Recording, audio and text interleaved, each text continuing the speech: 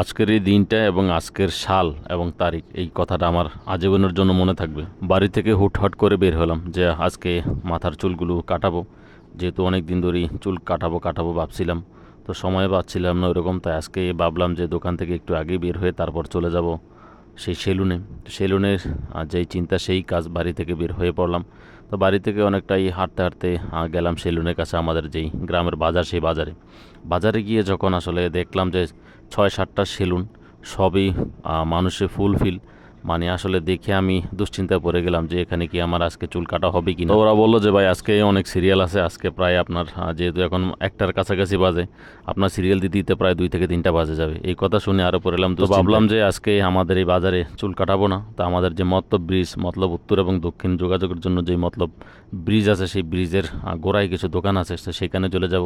তো হাঁটতে হাঁটতে বেরিবাদের উপরে উঠে গেলাম, সেখান থেকে 20 টাকারই অটো ভাড়া দিয়ে চলে গেলাম ব্রিজের গোড়ায়। সেখানে গিয়ে দেখলাম যে সেখানে 2টা দোকানের মধ্যে একটা দোকান বন্ধ, আরেকটা দোকানে দেখি যে লোক বসে আছে 5 থেকে 7 জন। বললাম যে ভাই একটু সুযোগ করে দেওয়া যাবে কি না। উনি বলল না ভাই, দেরি হবে, আরও 6 থেকে 7 জন রয়ে গেছে।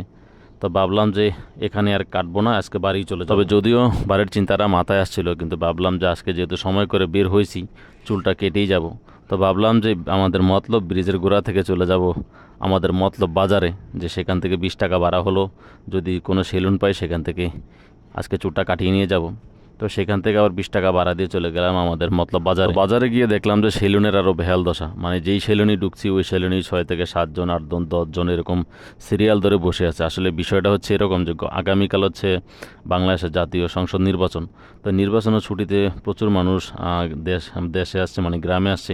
আর গ্রামে এসে যাদের ছোট ছোট বাচ্চা আছে তাদেরকে সেলুনে নিয়ে গিয়ে এবং তারা নিজেরাও চুল কাটছে, শেভ হচ্ছে, মানে এরকম একটা অবস্থা দেখলাম। তো অনেক হাঁটাহাঁটির পরে একটি দোকান খালি পেলাম, শুধু একজন, এই দেখতেই পাচ্ছেন ভিডিওতে তাকে, মুরব্বী চাচা একজন মুরব্বীকে শেভ করাচ্ছে। তো তাকে বললাম যে একটু চুলটা কেটে দেওয়া যাবে কিনা।